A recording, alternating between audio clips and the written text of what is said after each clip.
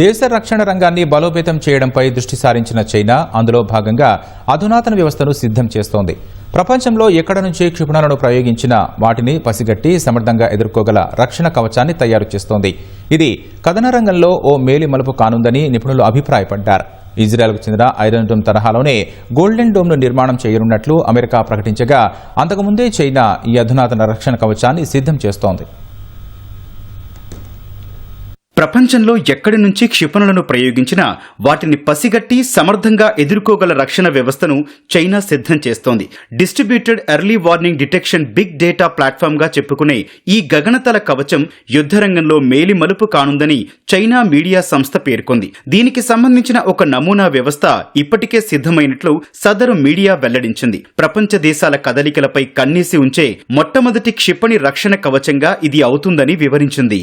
ప్రస్తుతం కొన్ని దేశాల వద్ద మాత్రమే చెప్పుకోదగ్గ స్థాయిలో విజయవంతమైన క్షిపణి రక్షణ కవచ నమూనాలున్నాయి. అయితే వీటి సామర్థ్యం పరిమితంగానే ఉన్నాయి. ఇజ్రాయెల్కు చెందిన ఐరన్ డోమ్ మేఘాలయ పరిమాణంలోని భూభాగాన్ని మాత్రమే రక్షిస్తోంది. ఐరన్ డోమ్ తరహాలోనే గోల్డెన్ డోమ్ ను నిర్మాణం చేయనున్నట్లు అమెరికా అధ్యక్షుడు డొనాల్డ్ ట్రంప్ ప్రకటించారు. దీంతో క్షిపణి రక్షణ వ్యవస్థను బలోపేతం చేయడంపై ప్రపంచ దేశాలు దృష్టి సారిస్తున్నాయి. ముఖ్యంగా ఏ దిక్కు నుంచైనా ప్రయోగించే క్షిపణులను పసిగట్టగలిగే బలమైన రక్షణ కవచాన్ని తీసుకురావాల్సిన అవసరం ఏర్పడింది.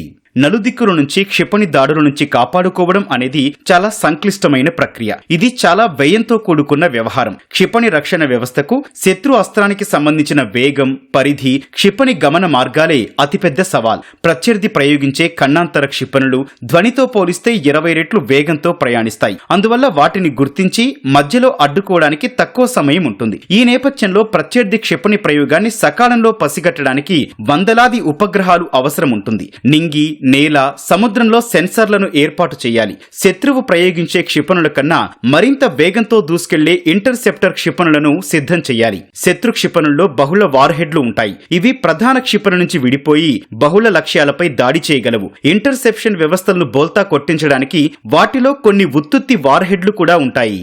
అంతరిక్షం, సముద్రం, గాలి, నేలపై సెన్సర్లు ఏర్పాటు చేసి వాటి నుంచి వచ్చే డేటాతో ఒక సమగ్ర రూపాన్ని ఆవిష్కరించడం అనేది పెద్ద సవాల్. అయితే చైనా సిద్ధం చేస్తోన్న కొత్త క్షిపణి రక్షణ వ్యవస్థలో డేటా ప్రాసెసింగ్ టెక్నాలజీతో ఈ అవరోధాన్ని అధిగమించినట్లు శాస్త్రవేత్తలు తెలిపారు. చైనా అభివృద్ధి చేసిన ఈ సెన్సర్లు ముప్పును గుర్తించి శత్రు క్షిపణి ప్రయాణ మార్గం, దాని వర్గీకరణ, అవి నిజమైన వార్హెడ్లా కాదా అనేది ఎప్పటికప్పుడు విశ్లేషిస్తాయని చెప్పారు. ప్రత్యర్థి క్షిపణులను గాల్లోనే నేల కూల్చే ఇంటర్సెప్షన్ వ్యవస్థలకు ఇవి దిశానిర్దేశం చేస్తాయని పేర్కొన్నారు.